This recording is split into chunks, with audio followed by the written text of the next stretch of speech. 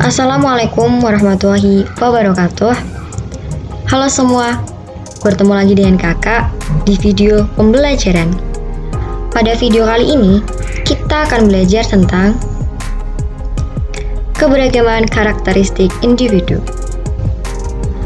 Kelas 3 semester 1, tema 1, subtema 2, pembelajaran 6, sekolah dasar.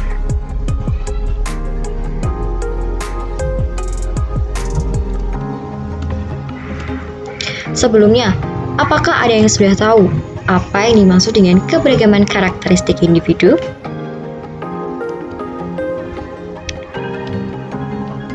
Jadi, yang dimaksud dengan keberagaman karakteristik individu adalah keadaan di mana setiap individu itu mempunyai keberagaman yang berbeda-beda dari segi suku, ras, agama, maupun ideologi dan budaya yang berbeda-beda di setiap daerah. Keberagaman karakteristik individu inilah yang membuat individu bisa memiliki ciri khasnya masing-masing karena perbedaan tersebut. Serta dengan adanya karakteristik individu membuat individu menjaga kebudayaan dan adat yang sudah diturunkan dari dirinya sendiri. Lalu, apa saja yang termasuk keberagaman karakteristik individu? Ini dia. Yang pertama, ada keberagaman jenis kelamin.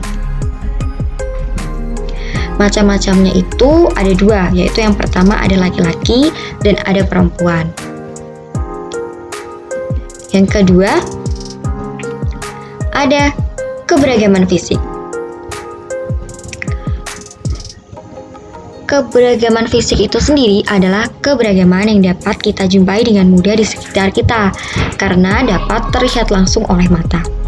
Lalu, apa saja macam-macam dari keberagaman fisik? Yang pertama, ada perbedaan berat badan. Ada yang gemuk dan ada yang kurus. Yang kedua, ada perbedaan tinggi badan. Ada yang tinggi dan ada yang pendek. Yang ketiga, ada perbedaan warna kulit. Ada yang berkulit coklat, kehitam-hitaman, ada juga yang berkulit putih. Yang keempat, ada perbedaan bentuk rambut. Ada yang rambutnya keriting dan ada juga yang berambut lurus.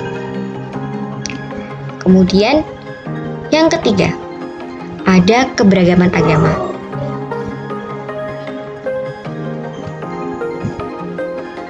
Di Indonesia sendiri, agama yang diakui secara sah itu ada 6. Yaitu yang pertama ada Konghucu, yang kedua ada Kristen Katolik, yang ketiga ada Buddha, yang keempat ada Islam, yang kelima ada Hindu, dan yang keenam ada Kristen Protestan.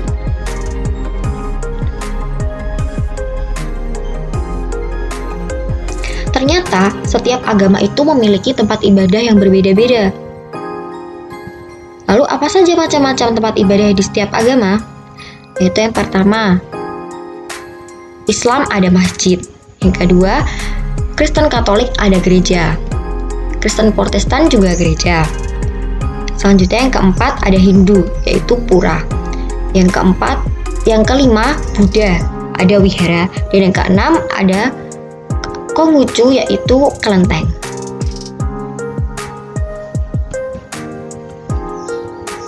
Setiap agama juga memiliki cara berdoanya masing-masing. Lalu apa saja keberagaman cara berdoa di setiap agama? Yaitu yang pertama ada berdoa dengan cara Islam, yaitu menengadahkan tangan ke atas. Yang kedua ada berdoa dengan cara Kristen, ada berdoa dengan cara Katolik, ada berdoa dengan cara Hindu, ada berdoa dengan cara Buddha, dan ada yang berdoa dengan cara Konghucu, seperti pada gambar.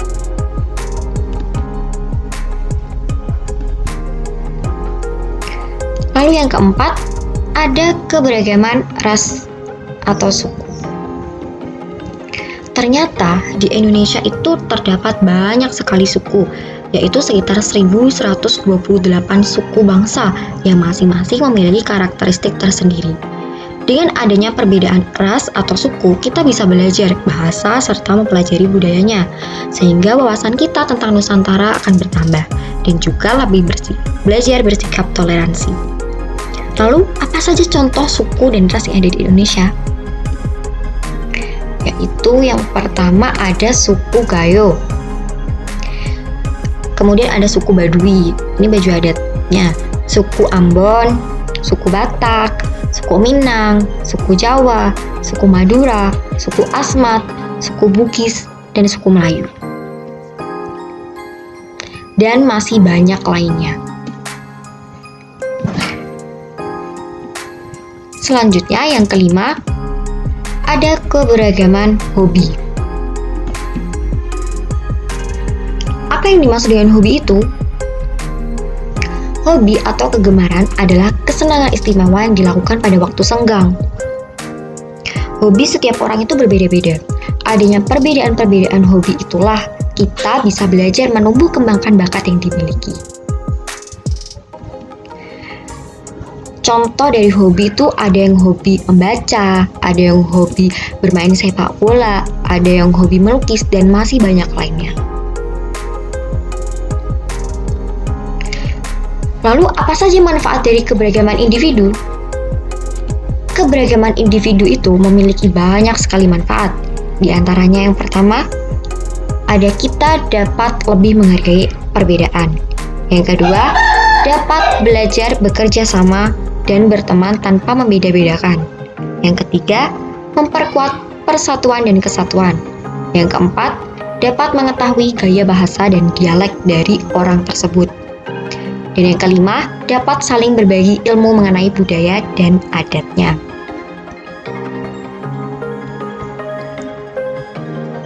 Contohnya dapat kita temui pada tradisi grebek besar. Tradisi grebek besar adalah salah satu tradisi di Kota Demak yang sering diselenggarakan setiap tanggal 10 Dzulhijjah bersama dengan datangnya peringatan Hari Raya Idul Adha atau Kurban. Dalam pelaksanaannya, itu diawali dengan sholat Id di Masjid Agung Demak dan penyembelihan hewan kurban. Setelah itu ada penjamasan pusaka peninggalan dari Sunan Kalijaga yang sebelumnya diiring dari pendopo Kabupaten Demak ke Kadilangu, tempat dilakukannya penjamasan dan ziarah kubur.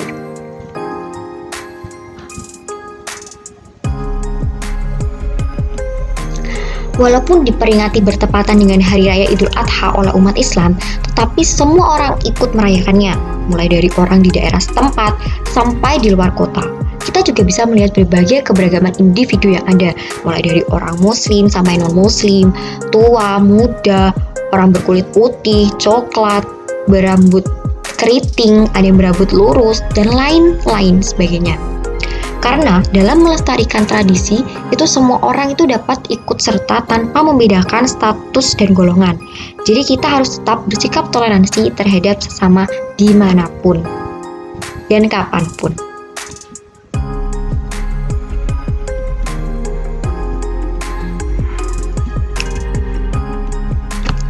Sekian video kali ini, semoga bermanfaat. Tetap semangat dan sampai jumpa. Terima kasih. Wassalamualaikum warahmatullahi wabarakatuh.